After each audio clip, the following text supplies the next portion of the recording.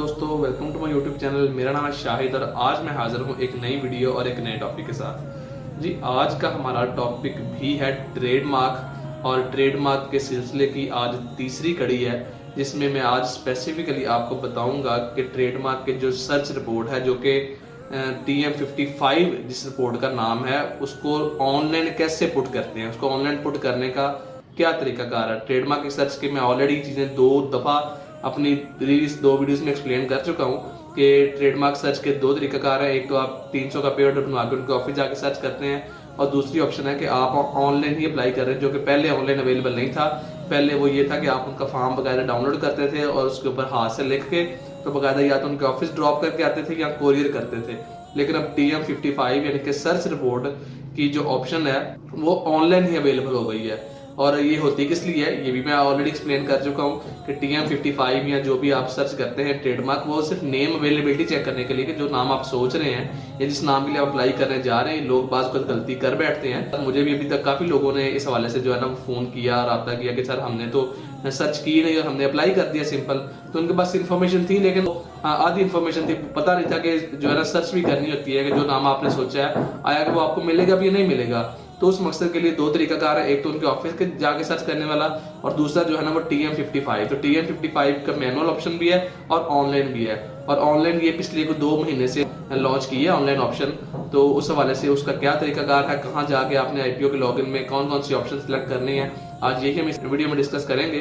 तो चलते हैं जी लैपटॉप की स्क्रीन पर और वहाँ मिलते हैं। जी, तो हम आ गए हैं लैपटॉप की स्क्रीन के अंदर। यहाँ आपने अपने सर्च इंजन के अंदर आके लिखना है जी IPO लॉगिन लिखने के बाद कुछ इस तरह की स्क्रीन खुलेगी। उसमें ये पहली ऑप्शन आपने सिलेक्ट कर लेनी है। उसके बाद अगर आपका लॉगिन बना हुआ है तो ठीक है, नहीं बना हुआ तो यहाँ से आपने अपना नया लॉगिन बना लेना है, जिसमें आपने अपना CNC नंबर देना है और उसको कंफर्म करना है। फिर आपने अपना मोबाइल नंबर देना है और सर्विस प्रोवाइडर बताना है कि आपके पास कौन सी सिम है। वो आपने डालने के बाद अपना ईमेल एड्रेस देना जो आपके अपने नाम के ऊपर हो, और यहाँ से आपने कोड देना है। वो कोड आपके मोबाइल नंबर के भी ऊपर भी आएगा और ईमेल एड्रेस के ऊपर भी आएगा। तो वो कोड आपने डालना है और यहाँ से वेरीफाई एंड कंटिन्यू आपने कर देना है। वो करने के बाद आगे वो मजीद आपसे इन्फॉर्मेशन मांगेगा, आपके नाम के रेलिवेंट, आपके वालिद का नाम, आपका एड्रेस, और उसके बाद आप जो है ना सबमिट करेंगे सारी इन्फॉर्मेशन। तो आपके नंबर के ऊपर भी और आपके ईमेल के ऊपर भी वो आपको लॉगिन ID, पासवर्ड और पिन तीनों चीज़ें भेज देगा। लॉगिन ID जो आपका CNC नंबर है वो आपका लॉगिन होगा, और जो आपका पासवर्ड है वो जनरेट करके भेज देगा IPO, और उसके बाद एक पिन भी होगा। वो पिन भी कहाँ इस्तेमाल करनी है वो भी मैं आपको वीडियो के एंड पे बताता हूँ। तो इसमें आपने जो आप भी आपका पासवर्ड है, आपका जो लॉगिन ID वो आपने डालना है, पासवर्ड आपने डालना है और आपने लॉगिन कर देना है। लॉगिन करने के बाद कुछ इस तरह का डैशबोर्ड आपके सामने खुलेगा, और उस डैशबोर्ड में आपने ये आपके पास जो फॉर्म्स अवेलेबल हैं, जो ऑनलाइन फैसिलिटीज़, वो सिर्फ अभी तक 5 फैसिलिटीज़ अवेलेबल हैं, जिसमें से एक जो अभी मुतल्लिका इस वीडियो से रेलिवेंट है वो है TM55, जिसकी फ़ीस है 1000। यानी कि आप जो नाम सोच रहे हैं उसको आपने सर्च करना है कि नाम अवेलेबल है या नहीं है। तो इसमें आपने ये प्लस के बटन पे साइन करना है। प्लस के बटन पे साइन करने के बाद ये ऑलरेडी एक जो है ना मैंने सबमिट की हुई है, तो मैं इसी को खोल के आपको दिखाऊंगा। अगर आपने नई एप्लीकेशन डालनी है तो आपने इस प्लस ऐड के बटन के ऊपर प्लस करना है। तो मैं उसको नहीं खोल रहा, मैं जो है ना जो ऑलरेडी एक एप्लीकेशन मैंने डाली हुई है उसी को खोल के आपको दिखाऊंगा, ताकि बाकायदा डाटे के साथ आपको दिखा सकूँ कि कौन कौन सी इन्फॉर्मेशन डाली जाती है। तो ये एप्लीकेशन मैंने खोल ली। इसमें जो फॉर्म 1 पहली ऑप्शन आती है, इसमें आपने अपना IPO सेलेक्ट करना होता है कि आप किस IPO से आपका ताल्लुक है। आपका IPO इस्लामाबाद से है, कराची से है, लाहौर से है, पेशावर से है। तो मेरा लाहौर से, तो मैंने लाहौर सेलेक्ट किया। फिर आपने यहाँ बतानी होती है जी क्लास के आपकी कौन सी क्लास है, किस क्लास में आप अप्लाई करने जा रहे हैं। तो क्लास का जो है ना रेलिवेंट आपने वो बता देनी है। यहाँ से ड्रॉप डाउन लिस्ट खुलती है, बाकायदा 48 क्लासेस हैं, वो आपने जो है ना क्लास सेलेक्ट कर लेनी है। उसके बाद आपने डिटेल ऑफ गुड्स बतानी है कि आपकी जो गुड्स है, जो भी जिस प्रोडक्ट के लिए आप अप्लाई कर रहे हैं वो क्या है। अगर आप क्लास 3 में जैसे कि आप कर रहे हैं, अगर अप्लाई कर रहे हैं मिसाल के तौर पर, तो उसमें आपने बाकायदा बताना है कि क्लास 3 बहुत वसी है।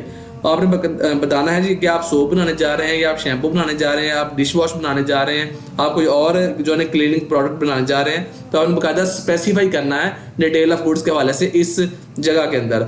उसके बाद जो आपसे पूछता है कि आपका जो मार्क टाइप है वो वर्ड है, वो एक डिज़ाइन है, या वो वर्ड एंड डिज़ाइन का कम्बिनेशन है। तो वो जो भी आपका होगा आपने वो उसके बाद बता देना है। उसके बाद आपके मार्क डिस्क्रिप्शन में आपने लिखना है कि जो आपका मार्क है उसका नाम क्या है, जिसमें लोगों के लिए आप अप्लाई कर रहे हैं उसका एक नाम भी है, तो वो नाम बताएं, वो बाकायदा नाम के स्पेलिंग आपने मार्क डिस्क्रिप्शन के अंदर डाल देने हैं।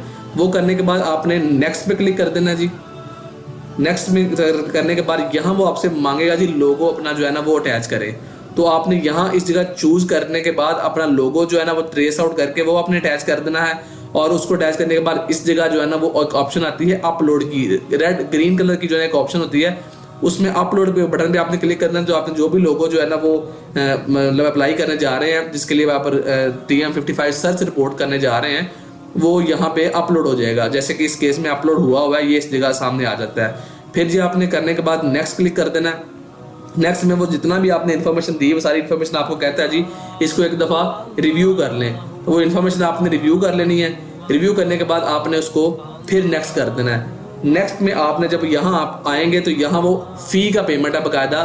तो फी में बाकायदा वो आपको बताता भी है कि 2-3 तरीकाकार है, जिसमें से जो 2 मैं आपको बता रहा हूँ। एक जायज़ कैश वाउचर है, फिर जायज़ कैश सिंपल के आप जायज़ कैश का नंबर दें और आप उसमें अपना नंबर डाल के प्रोसीड करें, और आपके जो है ना वो मोबाइल नंबर के ऊपर एक टिल या फ्लैश मैसेज आ जाता है, उसमें आपने अपना पिन डालना है तो आपके अकाउंट से पेमेंट कट जाएगी।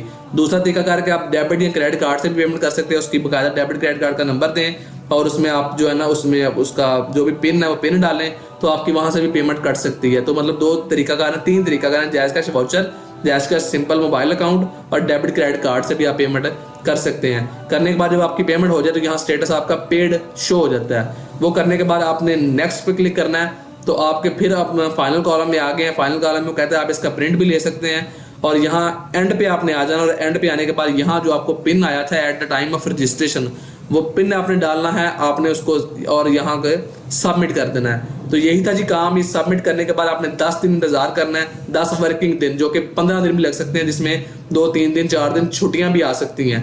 तो अगर इस तरह का सिनेरियो है तो आपको 15 दिन तक भी वेट करना पड़ सकता है। ऐसे 10 वर्किंग दिनों के अंदर ये आपको एक रिपोर्ट भेजते हैं, और उस रिपोर्ट में से बाकायदा फिर आप देख के ये आइडिया लगा सकते हैं कि आया कि ये नाम अवेलेबल है या नहीं है, तो क्या मैं अपने नाम को चेंज करूं या इसी नाम से आगे प्रोसीड करूं। तो अगर तो आपका नाम अवेलेबल है तो फिर आप TM1 जिसकी फीस 3000 है वो अप्लाई करते हैं, और उसके बाद आपका रजिस्ट्रेशन का प्रोसेस शुरू हो जाता है। तो यही थी जी आज की वीडियो और आज का टॉपिक। वीडियो अगर आपको अच्छी लगी है तो अपनी